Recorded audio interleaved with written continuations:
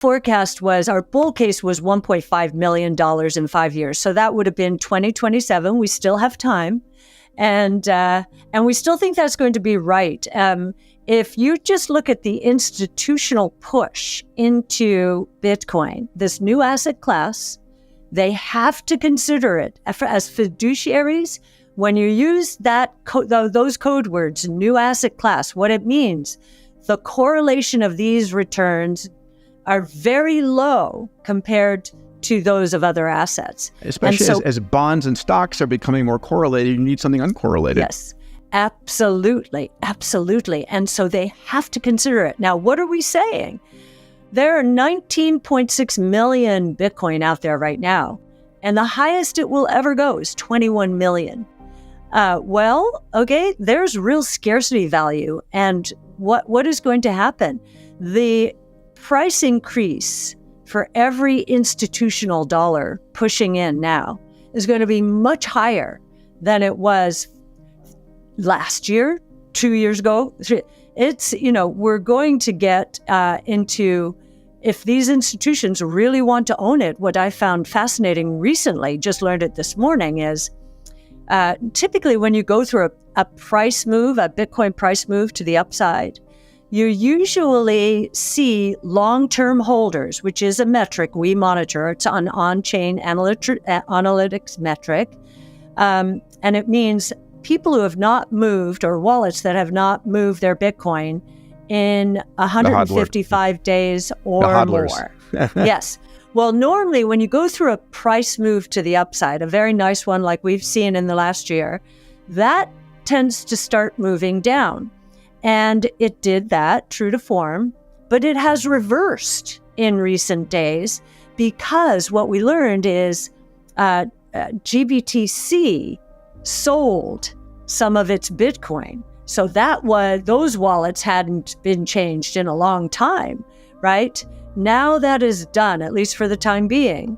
Now that is done, and it's going back up again as the price goes up. That's highly unusual. And I think it is because the long-term holder is saying, why would I sell now when I know all these institutions, which own nothing in this realm, in this new asset class, they have to consider it because it is a new asset class. Bitcoin is going to $1.5 million over the next 3 years. This is because Bitcoin represents an entirely new asset class and institutions are going to have to allocate towards it. This is the latest out from ARK Invest CEO Cathie Wood. In her latest interview with Peter Diamandis, Cathie Wood broke down why the demand we are seeing for Bitcoin right now is nothing compared to what is coming. As ARK Invest is one of the Bitcoin ETF issuers, she would know best. The reason as to why is because major wirehouses such as Morgan Stanley have not yet added the Bitcoin ETFs to their platforms, meaning users can't yet buy them.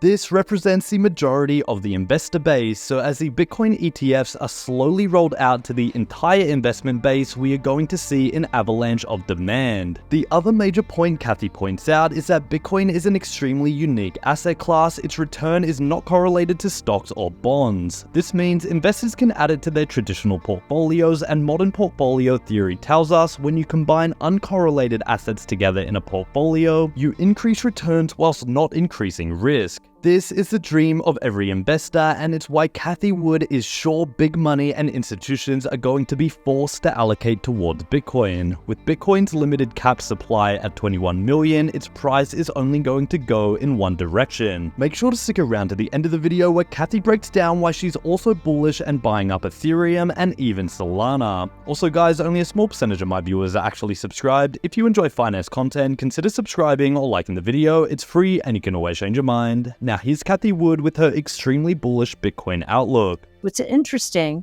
is the wirehouses which dominate our customers. So Morgan Stanley, all the advisors at these wirehouses, Morgan Stanley, UBS, Merrill Lynch at B of A, Wells Fargo, not one of them has approved Bitcoin on its platform. That hasn't even happened yet. And those are our primary clients. When that happens, Wait until you see. Explosion. Bitcoin. Congrats on your ETF. It's done very well. You're number 3 now. Number 3. This was David against Goliath, and so this is a very nice win for us. Now, we're not finished, and in fact, in our business, what's interesting is the wirehouses which dominate our customers. So Morgan Stanley, all the advisors at these wirehouses, Morgan Stanley, UBS, Merrill Lynch at B of A, Wells Fargo, not one of them has approved Bitcoin on its platform. That hasn't even happened yet. And those are our primary clients. When that happens, wait until you see. Explosion. Yes. Yeah, I used to, years and years ago, I went on CNBC saying I sold all my gold and I bought Bitcoin. And I said, it follows the 6Ds roadmap. It's digitized, dematerialized, demonetized, and democratized. And in all of these things, you have slow, deceptive growth, and then it becomes disruptive. And we're just it's been a slow disruption, but the institutions coming on, and then governments following. The ship has sailed. Yes, it has. And this is not just a technology. It's a new asset class, right? And beyond that, it's a global monetary system. It is the first global, private, meaning no government oversight, digital and decentralized, rules-based. That's the most important word here. Rules-based monetary system in history. In the financial world, exponential, that concept, the last time investors heard it was during the tech and telecom bubble. And for them, that ended badly.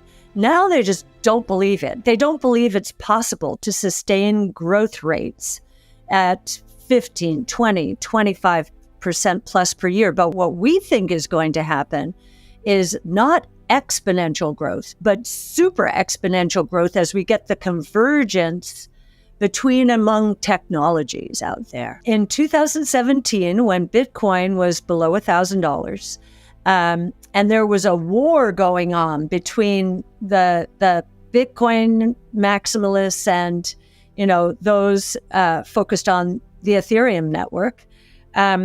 Chris Burniske, you may know him. He was our first crypto analyst and went off to start Placeholder.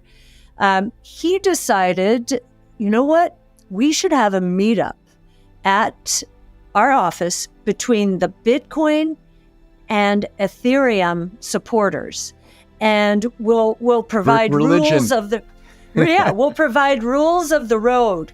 And Bill was the grown-up in the room, set the tone from the Ethereum side, and we had such a productive talk that I went out and bought Ether right away. I already owned a lot of Bitcoin because it was so convincing that there's a place for both. And Bill is a brilliant adult in this space. Yes, for sure. Yes. And so yes, we're very excited about the Ethereum network and Solana. And so they all play different roles. And what I love is there's kind of a little competition. I think competition is always good to keep the other networks honest. And so, yes, we think that decentralized finance, and we do call it now the Internet Financial System, which is really Chris Burniske coined that. Yes. I like that because it really talks about the functionality more than this ethereal idea. It is the financial backbone, and it's really the dematerialized and democratized access to taking action in the world. Absolutely. And taking the middlemen out of everything. When get we the sand out of the gears. Yeah, when we did our digital wallet work, we're saying, okay, let's try to figure out how many steps it takes for a merchant or for a consumer to pay a merchant. And that was 9 steps, including the 2 of them. And that's and you know, there are many other middlemen, but these were the most direct steps. And that is a 2 to 4% tax on every purchase in the world if you're using intermediaries, credit cards, and so forth. So just think about that. Cutting, you know, that tax rate dramatically is going to increase access. So there's Cathie Wood's latest projections for Bitcoin's future. Cathie makes one thing crystal clear: the surge in Bitcoin's value and its adoption across major financial platforms is just beginning. With a finite supply of 21 million coins, Bitcoin's trajectory appears to be pointing upwards, making it an irresistible asset for institutional investors seeking to diversify without increasing risk. Anyway guys, hope you all enjoyed today's video and that provided you with some value. I'll see you all in the next one, and as always, all the best.